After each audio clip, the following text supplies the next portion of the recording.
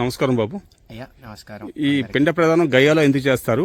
అలాగే పిఠాపురం పాత గయాల ప్రసిద్ధి చెందిందా అండి? అయ్యా ఈరోజు నేను ఒక కార్యక్రమం చేయడానికి కొత్త వలస దగ్గరికి వచ్చాను.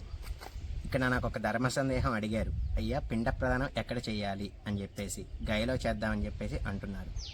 గయాశార్ధ ఫలితమస్తు అని చెప్పేసి పితృదేవతలు ఎప్పుడైతే కాలం చేస్తారో మొదటి రోజులుగా అయితే 11వ రోజు వరకు వాళ్ళ ఆత్మ ఇక్కడే ప్రతిరోజు తిరుగుతూ ఉంటుంది. వాటికి ప్రతిరోజు మనం నిత్యకరం అని చెప్పేసి ఒక పిండ ప్రదానం చేసి వాళ్ళకి ముక్తి కల్పిస్తాం.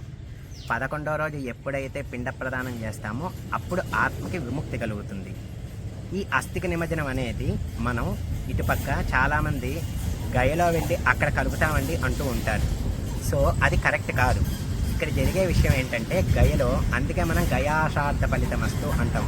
అంటే ఎవరైతే కాలం చేశారో వాళ్ళ పేరు మీద ఆ గయలో విష్ణుపాదం ఉంటుంది. అక్కడ పిండ ప్రదానం పెట్టడం ద్వారా వాళ్ళకి విష్ణులోక ప్రాప్తి సిద్ధిరస్తు కలుగుతుందని చెప్పేసి అందుకే గయాశార్ధ ఫలితమస్తు అని అక్కడ పిండ ప్రదానం జరిపిస్తారు. చాలామంది తెలియక గయలో వెళ్ళి అస్థికలు కలిపితే వాళ్ళకి మోక్షం కలుగుతుందని చెప్పేసి చాలామంది అటుపక్క చేస్తూ ఉంటారు. సో అది అంత కరెక్ట్ అయిన విషయం కాదు. ఇక్కడ జరుగుతున్న విషయం ఏంటంటే మనకి విశాఖపట్నం దగ్గరలో పిఠాపురం అని చెప్పేసి పాత గయ, అక్కడ చాలా వరకు అస్థిక నిమజ్జనం చేయించడం, పిండ ప్రదానం చేయించడం, అక్కడ చేయించడం వల్ల వాళ్ళకి రుద్రలోక ప్రాప్తిరస్తు కలుగుతుందని చెప్పేసి ఈ సందర్భంగా నేను చెప్తున్నాను. సో కాస్త దయుండి అందరూ కాస్త పాటిస్తే సరిపోతుంది. అంటే కుక్కటేశ్వర ఆలయం ఏదో ఉంది స్వామి. కుక్కటేశ్వర ఆలయం కొన్ని శతాబ్దాలుగా ఉన్నదండి. ఆ గుడి అక్కడ ఓన్లీ పితృకార్యాలు చేయడానికి మహా విశేషమైన ప్రదేశం అది.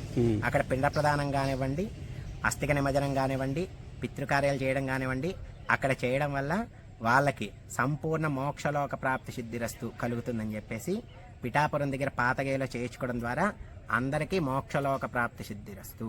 అంటే గయాసురులు చనిపోయినప్పుడు సగ భాగం అక్కడ పడిపోయింది అంటారు బాబు.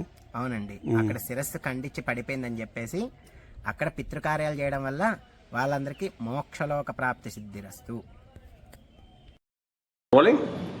Do subscribe Saksham Vizag, watch, like, share and comment. Thank you.